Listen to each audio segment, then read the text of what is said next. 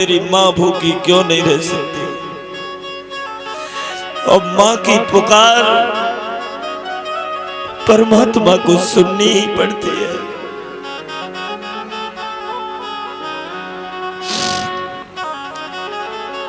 माँ की जो चिक्कार होती है वो भगवान को सुननी पड़ती है।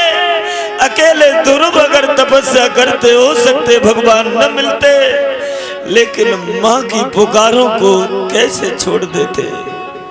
बेटा जंगल में भूखा है, माँ झोपड़ी में भूखी है, दोनों की फरियाद परमात्मा क्यों नहीं सुनता। ध्रुव उठे, ध्रुव उठ करके एकदम कहने लगे माँ अब मैं क्या करूं। तो सुनीति ने जवाब दिया है, अगर तूने भगवान के दर्शन किए हैं, अब भगवान की गोदी पाई है, तो फिर तू मेरी आंखों की रोशनी वापस ला।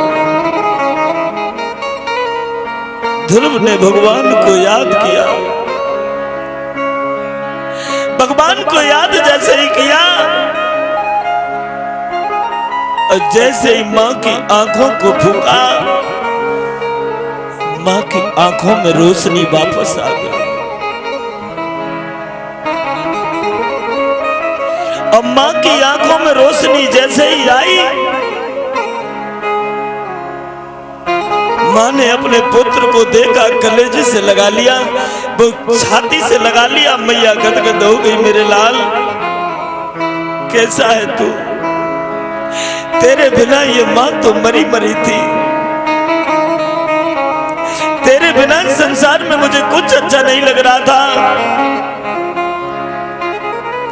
तूने भगवान के दर्शन किए।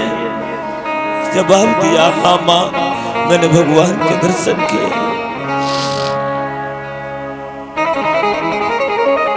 अगर तूने भगवान के दर्शन किए तो फिर